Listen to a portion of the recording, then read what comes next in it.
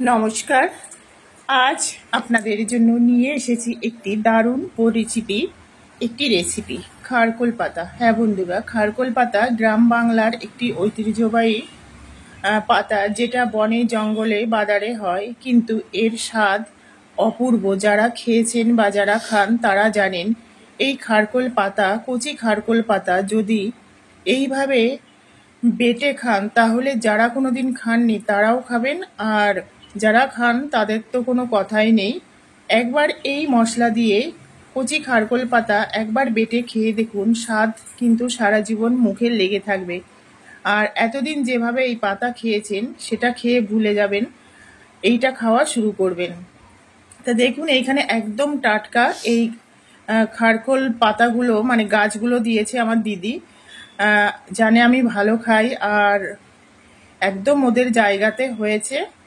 কচি পাতা টাটকা আজকে সকালে দিয়ে গেছে, তাই আমি ভাবলাম ফ্রিজে না রেখে অনেকটা পাতা, এটাকে আমার একটা রেসিপি আগে করতেই হবে। মানে টাটকা জিনিসের স্বাদই আলাদা, আর বাড়ির জিনিসের। আর সব থেকে বড় কথা কি বন্ধুরা, এখানে কোনো কেমিক্যাল নেই, কোনো সার নেই, কোনো মেডিসিন নেই, নেচার, একদম প্রকৃতির দেওয়া। আর এই কচি পাতাগুলো আমি তুলে নিয়েছি ডাটা বাদ দিয়ে, ডাটা কিন্তু দেব না, মানে জালি জালি যে পাতাগুলো এগুলো। তাই এটা একদম পরিষ্কারই আছে, তবুও আমি কয়েকবার ধুয়ে নেব, ধুয়ে জলটা ঝরিয়ে নেব। নিয়ে এখানে মানে কাঁচা লঙ্কা দিয়েছি 5টা। আর এই পাতাগুলোতে কিন্তু একটু লঙ্কাটা বেশি লাগে, কিন্তু গলা চুলকাবে না, আমি কাঁচা পাতাটাই বাটবো। একটু ভাপিয়ে নিয়ে আপনারা দেখবেন এইভাবে বেটে, না হাত চুলকাবে না গলা চুলকাবে। লঙ্কাটা দিয়ে দিলাম, এইবার এই জলটা ঝরিয়ে পাতাটা আমি কুচিয়ে নেব। আর এটা যে কি স্বাদ বন্ধুরা, ঠিক বলে বোঝানো যাবে না, খেলেই তারপরে আপনারা বুঝতে পারবেন, এতটাই টেস্টি। আর এই পাতা গরম ভাত দিয়ে খেলে অন্য কিছুর স্বাদ, মানে ধরুন আজকে সানডে, যারা মাছ মাংস খান বা আমিও খাই, সে এই পাতা দিয়ে খেয়ে যে তৃপ্তিটা পাওয়া যাবে, মাছ মাংস দিয়ে খেয়ে সেই তৃপ্তিটা পাওয়া যাবে না। কারণ আমরা মাছ মাংসে আমরা রিয়েল জিনিসটা খাই না। আর এটা একদম প্রকৃতির দেওয়া, নেচার, নেচার যে গাছপালাগুলো, যেখানে কোনো ভেজাল নেই, একদম খাঁটি। তা এই কড়াইতে আমি এখানে বাদাম ভেজেছিলাম, সেই কড়াইতেই দিয়ে দিচ্ছি। তা খালি কড়াইতে, একদম খালি কড়াই, শুকনো কড়াইতে পাতাগুলি দেব প্রথমে।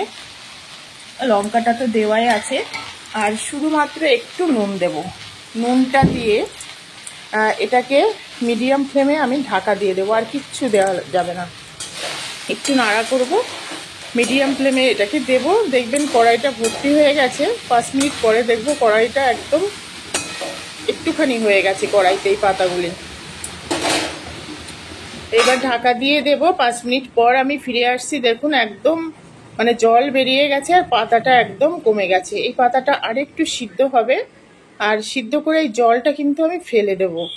তা এটাকে দেখুন নাড়াচাড়া, 2 মিনিট নাড়াচাড়া করব। যতটা নাড়াচাড়া করব এটা কমে আসবে, মানে পাতাটা মেন সিদ্ধ হওয়া। আর এই জলটা ফেলে দিলে এতটুকু গলা চুলকাবে না বা হাত চুলকাবে না। তা এইভাবে আমি এটাকে নেড়ে চেড়ে জলটা চিপে তুলে নেব। হয়ে গেছে শাকটা সিদ্ধ, একদম জলটা চিপে তুলে নেব।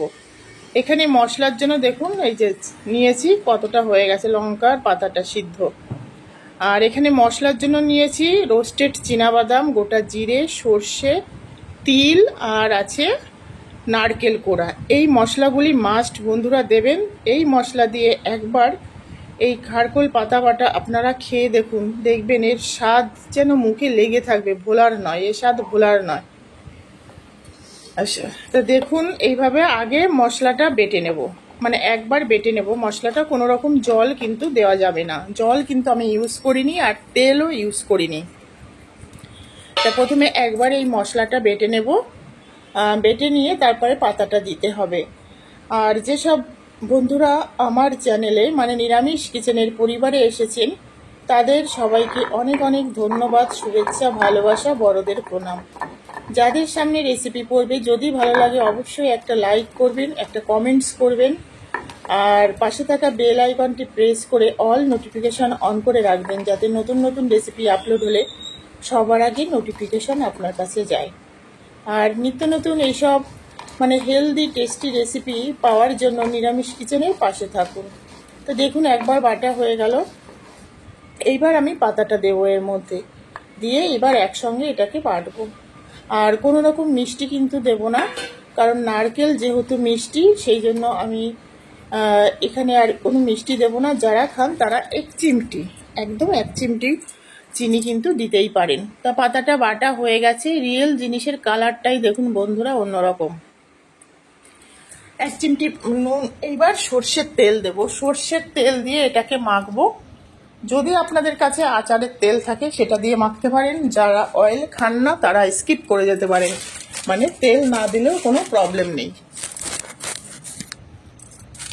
এইবার এটাকে একটা মুন্ডো পাকিয়ে এটাকে আমি কোথায় দেব, গরম ভাত হয়েছে সেই একটা বাটিতে করে গরম ভাতের ভাপে দেব বন্ধুরা। তো দেখুন আমার ভাত হয়েছে, ভাতের ভাপে দিয়ে দিলাম, দিয়ে এটাকে আবার ঢাকা দিয়ে দেব। 10 থেকে 15 মিনিট পর আমি তুলে নিলাম। এবার দেখুন, এইবার গরম ভাতে খেয়ে দেখুন এইভাবে কতটা টেস্টি লাগে। তো বন্ধুরা আবার আপনাদের সঙ্গে দেখা হবে নতুন কোনো রেসিপি নিয়ে। সবাই খুব ভালো থাকবেন, সুস্থ থাকবেন, আর নিরামিষ কিচেনের পাশে থাকবেন।